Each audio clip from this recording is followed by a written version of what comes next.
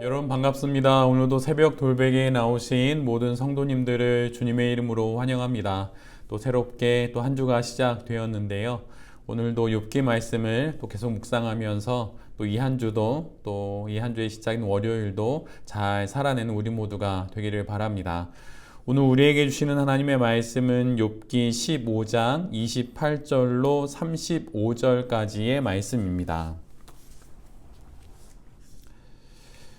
그가 사는 성읍이 곧 폐허가 되고 사는 집도 폐가가 되어서 끝내 돌무더기가 되고 말 것이다.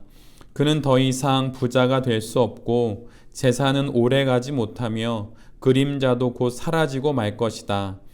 어둠이 엄습하면 피하지 못할 것이며 마치 가지가 불에 탄 나무와 같을 것이다. 꽃이 바람에 날려 사라진 나무와 같을 것이다. 그가 헛것을 의지할 만큼 어리석다면 악이 그가 받을 보상이 될 것이다. 그런 사람은 때가 되지도 않아 미리 시들어 버릴 것이며 마른 나뭇가지처럼 되어 다시는 움을 틔우지 못할 것이다. 익지도 않은 포도가 마구 떨어지는 포도나무처럼 되고 꽃이 다 떨어져서 열매를 맺지 못하는 올리브 나무처럼 될 것이다. 하나님을 두려워하지 않는 무리는 이렇게 메마르고 뇌물로 지은 장막은 불에 탈 것이다. 재난을 잉태하고 죄악만을 낳으니 그들의 뱃속에는 거짓만 들어 있을 뿐이다. 아멘. 오늘은 욥기 15장의 말씀을 갖고 모르고 사는 인생 이런 제목으로 함께 하나님 말씀을 나누도록 하겠습니다. 오늘 본문은 욥의 친구 중에 엘리바스의 두 번째 말입니다. 욥기 15장 전체를 우리가 읽지는 않았지만 전체를 읽어보면 마치 악성 댓글을 모아놓은 듯한 그런 글들입니다. 그래서 읽으면 읽을수록 마음이 편치가 않아요. 욥의 친구인 연장자인 엘리바스가 위로를 하러 욥을 찾아오지요. 그런데 그의 위로가 설명과 조언을 지나서 이제는 비난이 됩니다. 그가 이렇게 변하게 된 이유는 욥이 자신의 말을 받아들이지 않기 때문이에요. 수용하지 않으니 이제 겁박을 하는 것이죠. 자신의 의견이 별 소용이 없게 되자 엘리바스는 태세를 전환하여서 신랄한 비난을 욥에게 퍼붓습니다. 엘리바스는 마치 잔뜩 화가 난 싸움닭처럼 되어버려요. 그는 성을 내고 비아냥거리고 또한 빈정거립니다. 친구는 고사하고 사람으로서 고통을 당하고 있는 자에 대한 예의라도 갖추었으면 하는 생각이 들 정도이지요. 그의 말을 듣다 보면 차라리 오지 말지 무엇하러 와서 상처난 욥에게 더 깊은 상처를 주고 또 상처에 소금까지 뿌리는지 모르겠다라고 하는 생각이 들 정도입니다.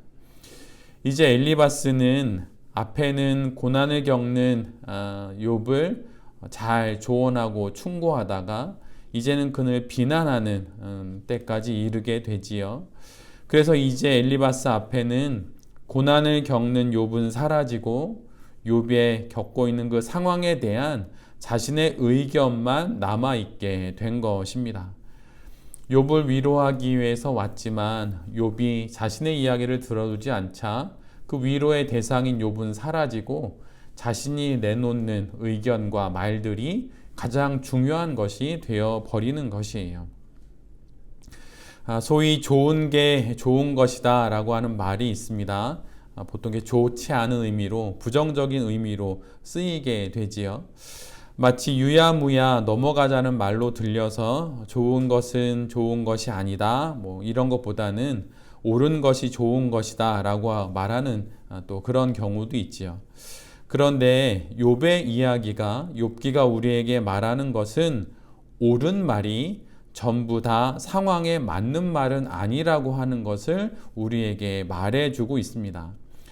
타당한 말, 또 원리와 원칙으로 잘 다듬어진 어떤 의견들, 그것으로 설명되지 않는 일들을 겪는 것이 인생이라고 하는 것을 욥기는 우리에게 말해주고 있어요. 그런 인생에서 짧은 지식으로 자신의 그 지식의 이론이 설 자리를 확보하기 위해 현실을 무리하게 설명하려다가 현실을 왜곡하고 또 그 현실을 겪고 있는 사람에게 가혹한 말을 하는 경우들이 있는데 바로 그것이 지금 엘리바스가 하고 있는 일입니다. 이론은 현장을 제대로 보기 위한 하나의 툴이요 수단일 뿐입니다. 이론이 실제인 인생을 살게 하는 새로운 해석이 되거나 또 도움이 되는 역할은 하지만 이것이 너무 지나치면 그 인생을 규정하는 그 인생을 어떤 규격에 맞추는 틀이 되고 또한 그 인생을 가두게 되는 벽이 될 수 있는 것입니다. 지금 엘리바스가 그런 일을 하고 있는 거예요. 그는 욥의 현실을 설명하려 들다가 오히려 더욱 일들을 복잡하게 만들고 있습니다. 그런데 우리의 신앙 인생에서 특별히 이런 역할을 할 수도 있는 것이 우리가 갖고 있는 짧은 신학이고 또한 우리의 짧은 신앙의 경험들입니다. 내가 사용하고 있는 종교적인 언어나 어떤 신학적인 설명들이 현실을 다 일목요연하게 우리에게 잘 드러내주지는 못합니다. 다 설명할 수 없다는 말이죠.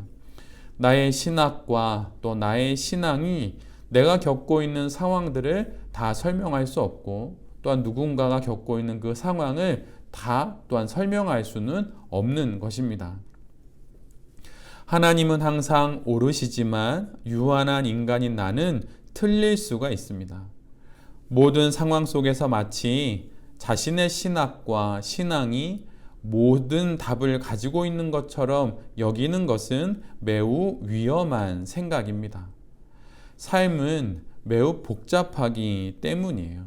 그래서 자신의 무지와 한계를 인정하고 또한 설명할 수 없는 현실 앞에서는 오히려 말을 아끼는 것이 성도의 지혜일 수 있습니다. 가끔 세상 돌아가는 일들과 또 특별히 경제나 또 경영에 관련된 글을 읽다 보면 이런 생각이 들곤 합니다. 소위 전문가라고 하는 사람들이 어떤 상황이 벌어진 그 이후에는 그 상황의 원인들을 참 잘도 설명합니다. 그런데 정작 그 상황이 언제 벌어지고 어떻게 벌어지는지 이를 미리 아는 전문가는 거의 없다는 것, 바로 이것을 알게 됩니다. 문제가 일어나기 전에 미연에 방지하기 위한 의견을 내는 것이 아니라 문제가 벌어진 이후에 해법으로서 의견을 제시하는 것이 고작이지요. 물론 단기간의 특정한 시기에는 어느 정도 그 전문가들의 의견이 맞고 또 어느 정도는 가능할 수 있습니다. 그러나 긴 시간에 소위 거시경제의 안목으로 거시경제의 경기를 예측하고 맞추는 사람은 한 명도 없습니다. 만약에 누군가에게 이런 능력이 있다면 그는 아마도 1, 2년 안에 세상에서 제일 부자가 될 수 있을 것입니다. 어느 누구도 미래를 예측할 수 없어요. 그 이유가 무엇일까요? 우리가 말하는 또 우리가 경험하게 되는 미래는 어제와 또 과거의 그런 데이터들이 차곡차곡 모여서 그것들이 쌓여서 다음의 미래가 열리는 그런 것이 아니라 새로운 어떤 미래의 데이터들이 우리의 그 미래의 시간에 합류되면서 나타나는 경향이 많기 때문입니다. 새로운 미래는 어떤 새로운 데이터가 갑자기 합류하면서 나타나기 때문에 과거를 차근차근 짚어보면서 미래를 예측할 수는 없다는 거예요. 그래서 늘 뛰어난 경제학자들은 규칙이 없고 원인과 결과가 없고 따라서 맞출 수가 없다, 이렇게 아주 솔직하게 이야기를 합니다. 그런데 이것을 맞출 수 있다고 말하는 이들이 있지요. 바로 점쟁이들입니다. 참 어이없는 일들이에요. 인생의 난해함과 또 삶의 알 수 없는 미래를 그러기에 다 아는 것처럼 말해서는 안 됩니다. 세상을 살아가는 사람들 중에 세상에 두 종류의 사람이 있다고 말해요. 세상에는 모르는 사람과 또는 모르는 것을 모르는 두 종류의 사람이 있다. 이렇게 말을 합니다. 사실 이 말을 한 사람은 경제학자 존 갤브리에스라고 하는 사람인데, 세상에는 모르는 사람과 모르는 것을 모르는 사람, 그 두 종류의 사람이 있다는 거예요. 그러기에 모르는 것을 인정하는 것이 지혜입니다. 산을 지키는 사람들, 그 사람들을 가리켜서 산지기라고 하죠. 산을 지킨다, 산지기입니다. 근데 이 말에 빗대어서 이 세상의 모든 사람들을 말하자면 자신의 유한함과 한계와 무지를 인정하며 모름을 지켜야 하기에 모름지기가 이 땅을 살아가는 모든 사람들의 또 다른 이름일 수도 있는 것이죠. 나는 다 알지 못합니다. 저는 유한하고 저는 한계가 있는 사람이기에 모르는 게 있는 사람입니다. 라고 말하면서 마치 산을 지키는 산지기처럼 자신의 모르는 것을 인정하며 모름을 지키는 것이 참으로 지혜로운 사람의 모습일 수 있는 것이죠. 노자 도덕경 제56장에 이런 말씀이 있어요. 지자 불언이요 언자 부지라. 아는 자는 말하지 않고 말하는 자는 알지 못한다. 이런 뜻이죠. 물론 말을 하지 않는 것이 다 아는 자가 되는 것은 아닙니다.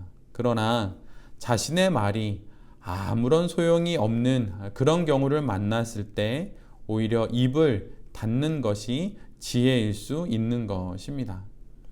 말이 앞서려는 순간 모름지기로서의 삶, 다 알지는 못한다고, 인생에 대해서 내가 다 알지는 못한다고 하는 그 삶의 자세를 기억하면서 마음을 주님께 돌려서 하나님의 인도하심을 구하며 그렇게 신앙 인생을 살아가는 것이 우리가 이 인생을 잘 살아가는 그 길이요 방법일 수 있을 것입니다.